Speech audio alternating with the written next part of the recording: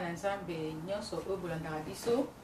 na tongo ya lelo boza elongo na mama Bena na chaîne na biso Sentinelle TV1 kolala kolamuka ezali ya petite te nde tolandaka mutu na nzambe le messager proverbe 30-30.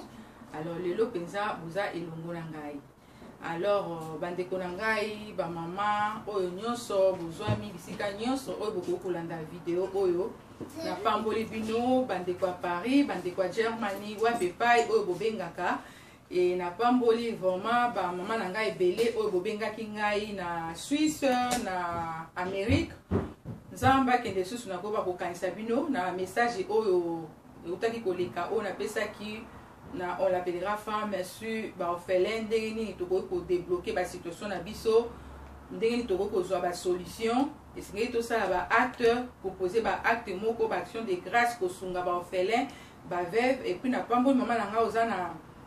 na Suisse na likanisi oyo ozwi kosala ba carton pe kotinda yango na ba orphelin oyo baza na Kinshasa na organisation na biso oyo tolobi les bons samaritains eza na masina vraiment nzamba pambola ona likanisi wana ozwi ba frère ba makambo nyonso tu yo moko ozosala vraiment nzamba kanisa pe a débloquer ba situation na yo nyonso oyo ezalaki ya kokangama ba business makambo nyonso tu nzambe afungolela oyo bikuke pe ba oyo pe bokozwa pe initiative tolobaki bana bazosonga ba classe toko pe kokanisa ba to bazala ba voisin na biso ba voisine na biso bisika tokoli na Kinshasa nzamba kanisela bino po kosalela nzambe ndenge nalobaki la fois passée eza na lolenge ebele bato bakanisaka kosalela nzambe eza kaka koya na église ofandi ozwi poste non il faut koyeba kosalela nzambe d'une manière d'une autre po lipamboli na yo emonisama po nzambe ayeba kodébloquer basituation mosusu eza ya kokangama makambo ebele eza ya kokangama. Alors na ntongo na lelo bandeko na ngai na ye lisusu liboso na bino mpona koyeba korévolutionne bino mingi penza nalobaka yango soki mwasi atelemi makambo ebele etelemaka et naza kopambola Sentinelle TV1 bandeko nyonso bolandaka biso na Sentinelle TV bandeko na nga Sentinelle TV1 eyepa na bino eza lipamboli parce que soki tolobi topesa témoignage lelo oyo mokili mobimba boza kolanda Sentinelle TV na batemps oyo tobandaki koleka na batelevizio ndenge tozalaki koleka na télévision ntango mosusu yo olingaki kozwa occasion ya kolanda biso te parce que télévision ezalaki limité biso awa na UK na Angleterre tozalaka na batelevizio oyo tolekaka kopase ba message na biso koprêcher mais na ba circonstance ekomaki po balobi ke il y a des fois aussi le malheur est bon nzamba permetaki ke lelo na ba chaîne wana nyonso tu bakoma kotia biso bakal balingaki lisusu te na bakisation ya bato mais nzambe aye kofungula porte ya YouTube lelo ke ezala mokili mobimba mpona kopambola pepe na ye na vision oyo tolobi moisson mondiale. Alors bandeko na ngai ba mama na ngai partout bolandaka ngai nayaka toujours na ba message ya koyeba korévolutionne bino soki bolandi Sentinelle TV na batemps oyo nyonso tu ba message oyo mutu na nzambe aza kopesa nyonso azosala toujours mpona kofungola peuple na ye miso eza na fardeau oyo nzambe atie kati na biso mpo ntango tozomona bato baza kokende toujours kote ya mabe bato baza kokufa mais quelque part ya malamu mpe bazali yango moni susi wana nzambe azosala tuke musai na nzambe afungula biso misu po toyeba esika nini ya lokuta esika nini ya solo po bana na nzambe mingi bake na esika libebi mais nzambe azosala toujours appel na ye mpona koyeba kosecourir bao bazokwea na bisika ya mbeba po azongisa bango na se na makolo na ye. Alors lelo vraiment message ya makasi oyo na koloba lelo mingi bandeko na nga ba mama esprit ya discernement lelo nalingi na parle mingi sur le discernement ba mama na nga bandeko na nga la fois passée nalobaki sur ba don spirituel soki bozokika na YouTube wana botala ba vidéo parce que eza grâce eza télévision te parce que télévision soki eleki mwa olanda eza te mais na YouTube na biso na Sentinelle TV1 okoki kozongela vidéo moko na moko okoki kolanda bamateya nyonso eza wana nyonso okoki kozala nango mposa eza wana nzambe alobi na ndenge ebele. Alors la fois passée nalobelaki sur badon bandeko na ngai biso oyo na temps oyo tozokende bana na nzambe esenge na biso tobondela nzambe mingi soki oza na don oyo te senga nzambe apesa yo don ya discernement des esprits koyeba ke eloko eza mabe eloko eza malamu esiko nazokende eza mabe esiko nazokende eza malamu. Mama Bena ndenge azoloba boye c'est une servante de Dieu mutu na nzambe ndenge azoloba boye c'est un oint de Dieu ou aza faux, ou aza. Donc, à travers discernement, l'esprit de discernement, nde okoye bayango. Alors, nakosa la émission oyo bandeko, bolandi ba vidéo, mutu na Nzambe, aza koya même na ba preuve à l'appui, ba témoignage ya batu, ndenge baza koloba, ba église ya lokuta nde baza ko séduit bana na Nzambe. Abanda koloba, pe azo loba, pe azo continuer koloba. Parce que eza mission. Omoni na loba kango mingi bande konanga basai na Nzambe, mutu na mutu aza na mission o Nzambe apesa ye. Yango moni mosai na Nzambe bayeba ke na miracle te, bayeba ke na elate te, bayeba ke na bayeba ka mosai na Nzambe message. Tango yo zo kende sika songolo bakoko tuna o pasteur na yo siko yo sambelaka. Message ni na zanango. Et c'est que koyeba mutu na message o ya zanango.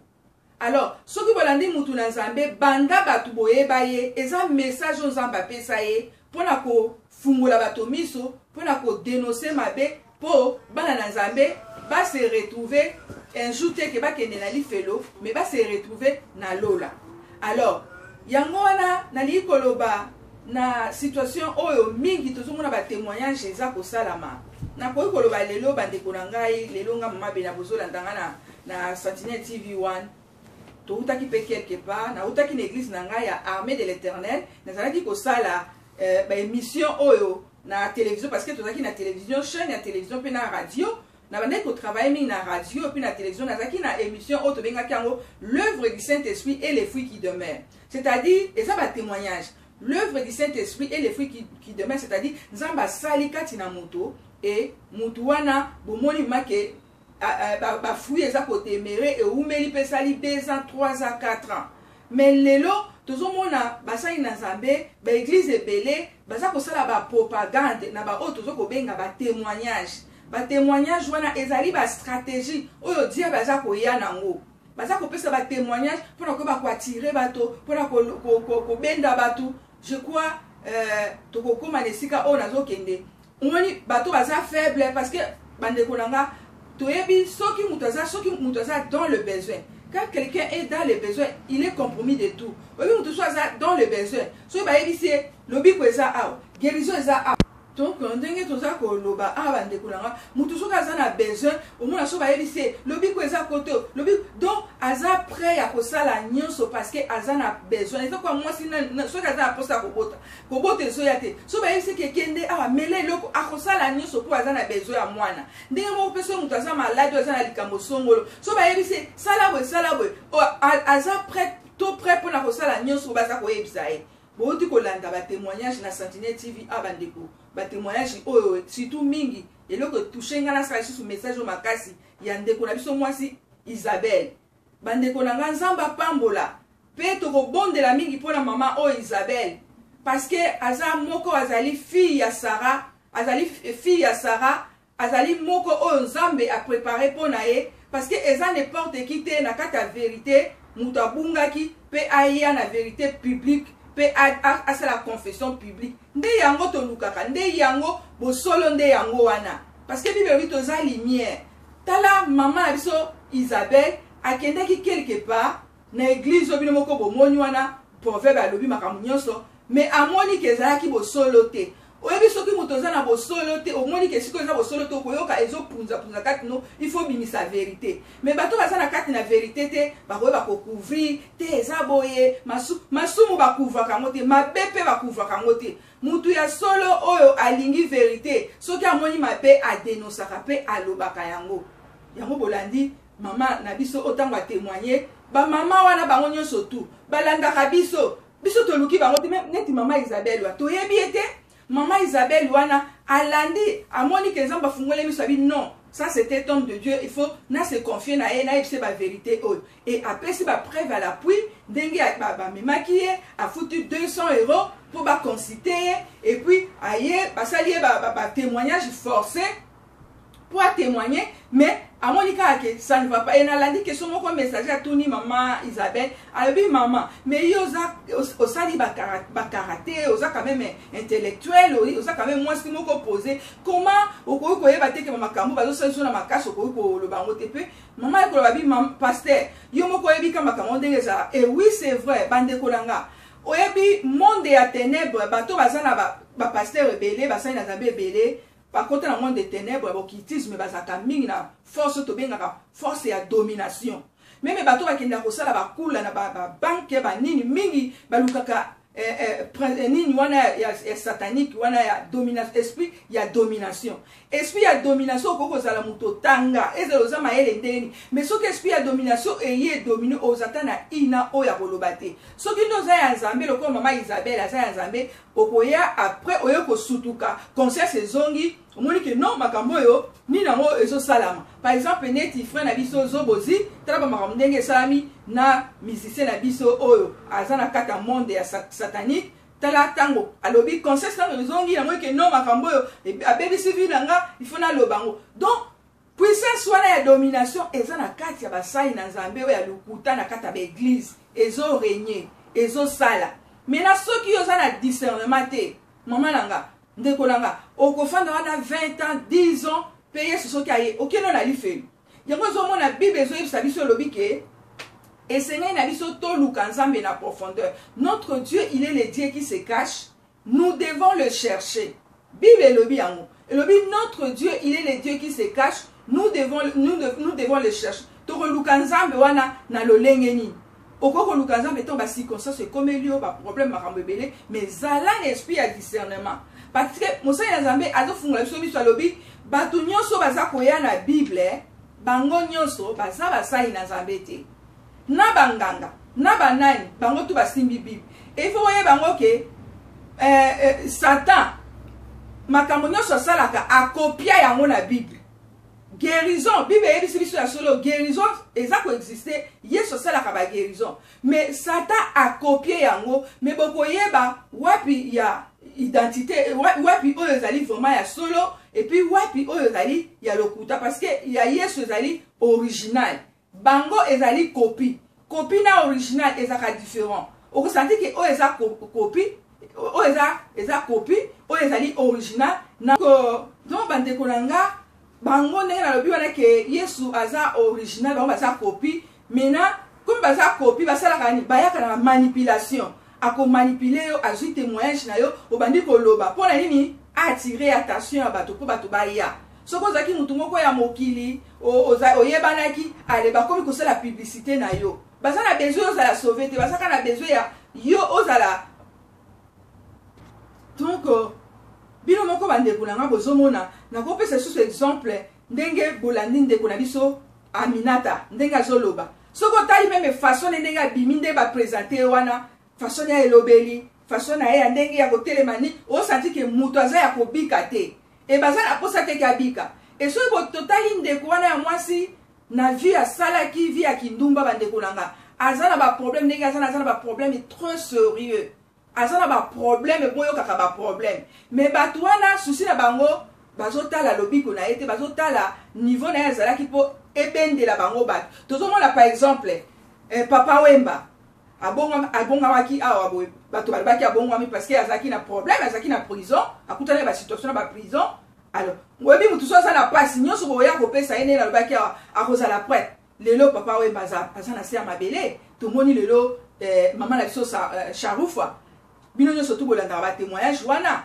basali naza momona bakoluka kaka te azaki mutu munene baluki ba publicité na ye baluki mais lelo bolandaki ba témoignage bake koluka ba délivrance partout lelo na yebi même pasteur na ye ndenge ezali donc bandeko nanga botala nazongi supa ndeko nanga o Aminata bino babo kalisi bandeko totala kaka ndeko mwasi wana afandaki me bino boyebi Kofi nde totali mutu afanda na kati okitisme boyebi eza Kofi e ye azalaki babengi ye reine oyo afandi na kati ya basirene na kati ya makambo ebele sikoyo na présentation baprésente ndenge wana o délivrance na ye non ndenge aza wana aza na baproblème trop sérieux donc badémon baesprit efandi ebele kati na ye c'est-à-dire ezosenga tout un processus eza na processus fo balandela ye mpe aza mutu moko akokomi bimisa na bote ifa fanda afandi balandeli eti soki abeli nde sikoyo nzambe ye moko mpe akosanti mosala nzambe mpe akosanti ke eza mongwani fable mais comme basala nzambe ya fo bakotika lobaloba donc bandeko nanga so bolandi meme ndenge ndeko mwasi azoloba na fandi nazotala discernement ndenge azoloba osanti ke makambo azoloba dicté ba pesi yango aloba yemo kazoba o na kati ba makambo yo na longo na kati rate yako kit il faut musai na Nzambe ewe de jinde akata balie asala service kati na parce que yaza na kata minyololo wana muto aza na kata minyololo ndenge ni yemo wa komi kata ba minyololo et ça la marate il faut un ouais de Dieu ozo senti makambo so loba de ba forcer ba dicter ba lakisi okoloba boye okosala boye et tu sais que la sœur elle souffre ndenge zawana.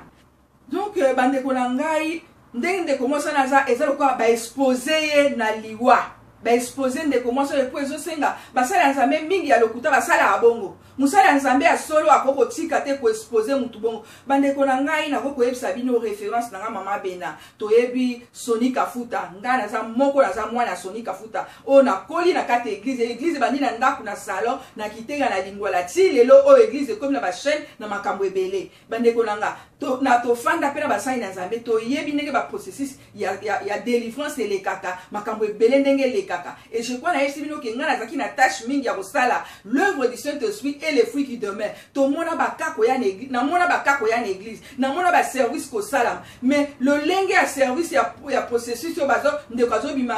c'est la chose Sharufa nani et comment ndeko na biso mwasi Aminata azoloba on a kati jamais. Et ça va stratégie oyo ya basali ya Nzambe ya lokuta oyo ba yebi processus ya délivrance. Délivrance c'est tout un processus. Délivrance c'est qu'on soit mutu 2 ans, une année. Na ko pesa bino témoignage moko minute ya biso ke ndepo na lelo na lingi format to ko bondela na bino fardo na pasi ya motema na ngai ndeko na biso mama Isabelle oyo témoignaki a témoigné public. Nzambe oyo biso tosambelaka ya Sentinelle TV ya moisson mondial na lingi format ke ndeko simba bongo ya ndeko mwasi. Donc fardo nanga format na lingi to kokota vraiment na kati na ba prière ndenge na zoloba wana ko soutenir bandeko na biso oyo senti ke baza na posa ya Nzambe mais bake kokuya bisika ya lokuta ndenge na zoloba ba délivrance mususu ndenge na oti koloba délivrance mususu ko kozala tiko kaka sur place Nzambe a délivré na makambo nyonso tout et ça ko dépendre de Nzambe parce que la Bible dit que notre Dieu il est souverain. Il fait ce qu'il veut.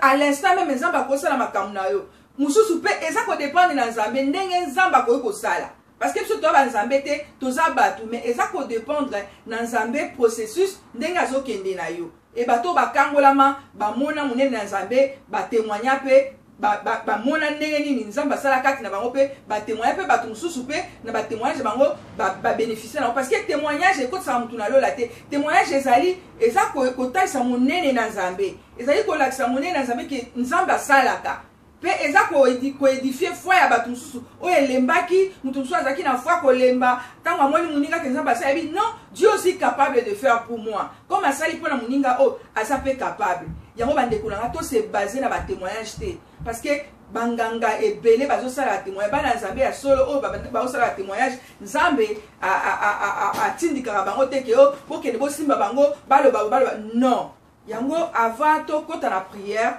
Tous na mokanda ya Matthieu chapitre 9 verset 35 total a souci à Jésus ndenge emonisamaki kati na bandeko oyo na époque na bango na ngwana bango et na vidéo ya lelo kolela kolamuka ezali habitude te ngano pe tolingi tozwa fardo oyo parce que eza ba principe eza ba principe Yesu atikeli ngana yo ndenge yazaki na souci pona bato biso pe tozala na souci wana bato ebele baza na souci ya bambongo balia mbongo ya bato abiki soki akosi ke mutu wana abiki mutu wana ke azongiseli malade ana posa ya mutu te ke abika mais biso toomona sali ya bato parce que Bible soki mutu abongoli motema epa na Yesu ba ange likolo eza feti munene ba ange baza kumisa Nzambe mais Bible lobi te ke soki mutu azwi miracle bikamwa nde ba ange na lola baza kosepela non Bible ezobisa soki mutu abongoli motema et lelo tozotala bandeko ebele bazowela miracle ndeko mwasi wana na biso ndenge aye na église mingo bafandi na kati na église baza na miracle soko landi ba vie na bango baumela na ba boîte na ba désordre na ba concubine na makambo ebele et tant ndeko na ye akuti bango ba vivre na ba vie wana la Bible dit que j'ai cherché le monde, je l'ai trouvé dans l'église. L'église dans le monde. Akotika toujours na 5 vie na ewana, akotika toujours na vie na ewana. Et là comment va changer te? Yango faut que luka nzambo ya solo ndeko na mwasi bisika yo zali. Yoka Bible elisi biso na Matthieu chapitre 9 au verset 35, Bible Lobby, Jésus parcourait toutes les villes et les villages, enseignant dans les synagogues, prêcha la bonne nouvelle du royaume et guérissa toute maladie et toute infirmité. Bande konangai. Bible elobeli sur le Yesu azalaki kotambola bingumba na bingumba. Abandaki kokende koteya na ba synagogue. Sango malamu ya bokonzi na Nzambe. Ba maladi bazalaki kobikisama. Pe bato bazalaki na bakakatani bazalaki kotelema. Bande konanga soki na kosepela bino moko botanga ngo na bozindo okamati Matthieu chapitre 9 verset 35, 36 na 38. Nazui a deux messages. Balobi azaki kote na synagogue mingi penza bokonzi na likolo. Le royaume de Dieu. Abandaki ko prêcher bokonzi na likolo. Et na sima nango ba maladi bato bazaki na ba film ba biki samaki. Lelo so okena ba mangomba oya bato ya ba fetiche baza ko umba bato ko kosa bato na ba kisi na bango bate ya ka bokonzi na lola te. Le royaume de Dieu bate ya ngote. Ba présenter ka ba miracle ndenge na zoe sabino a. Oya ka okobika salabo. Oh Bible zo que Jésus abandaki kote ya mingi bokonzi na Nzambe, le royaume de Dieu. Bande konangai royaume eleki miracle. Bible lobi soko zui royaume mikakatano. Bokakatano zanango, ba problème zanango, okozwa solution. Mina bato wana bango basala ka rencontrer, bazota sa bato miracle, yakana bokakatano okozala délivrer, mais royaume yenasi. Et ça la makate, royaume de Dieu, il faut être la liboso, ba wana nyoso tunde kozala la sim. Mais tala lelo perdition bande konanga na kolala kolamuka ezali habitude te. Yango ngana yo senge esprit ya discernement place aux ali afin que koumba umobo oyo monde de ténèbres za ko umba bande kona biso to pe yo nzamba fungolo miso afungolo matoy. To kiti na 36 yo ka bibe zo biso toujours na Yesu nenga zolo. Bible lobi voyait la wana Yesu voyait la foule, il fit émis de compassion pour elle parce qu'elle était languissante et abattue comme des brebis qui n'ont pas de berger. Bible ici so bi que Yesu tango azaki kotambola azomona ba foule wana bazako telengana pasi na motema ba problème lokola batu bazana muto yazako tambusa bango te. Boyebi kana ndako soki papa azate boyebi dezo dezalaka ta mamo za yo moko na bana ezalaka pasi na vie ya mutu foza na mokambi moko aza ko orienter yo. Et Yesu tanga mona azokende kote ya sango malamu ayako kuta na bafulu wana baza égaré. Par exemple total lelo na Château Rouge batu baza ko telengana na Paris na wapi batu baza ko telengana. Mais qui sont o bakoki ko telema pona ko sauver batu wana tala ndeke maman na biso Isabelle nzamba ke ko toucher ye et maman naza ko confier naza ko confirmer maman to ko soutenir na prière. Sincérité na yo oyo bimisi po lobi Dieu va te restaurer nzamba ko restaurer yo nzamba ko restaurer pe akosala susu ya minene pe okozala une grande servante oyo kosalele kati na solo parce que vérité oyo bimisi sincérité ofungoli motema no po bibebi que c'est en confessant de la bouche nde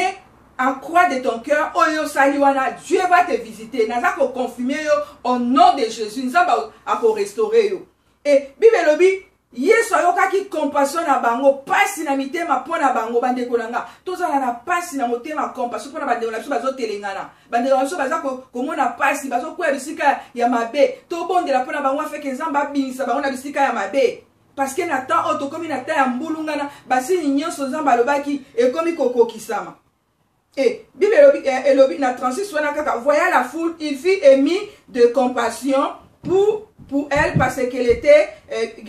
languissante et abattue comme le brebis qui n'ont point de berger. Bandeko ebele baza égaré, baza na bato bako conduire binote, baza na bato bako conduire bango te. Maman nanga ofani na ndako za wa pokutana ba déception. Sentinelle TV za wana, betela ndeko no lisolo. Nzamba salaka kana bopembeni botata na musika nzamba salaka bato nosaka o il faut imposer maboko il faut bato ba welela ka ko imposer maboko baza ko envoûter bino mona aussi mona mapeka sali baza ko détruire. Alors na komi na suka pona minute na biso vraiment na suka Bible bi na 38 elobi priez donc le maître de la moisson d'envoyer des ouvriers dans sa moisson. Vraiment Nzambe vraiment asunga biso na prière oyo prière na ngezali bible yesu abi tobondela mpo mokolo bilanga tinda bato na ye mpo basala mosala na kati ya bilanga. Priere na ngai ezali bandeko na ngai nyonso bozolanda biso kopambola nzambe na ntongo na lelo kobondela mpo na mama na biso oyo Isabelle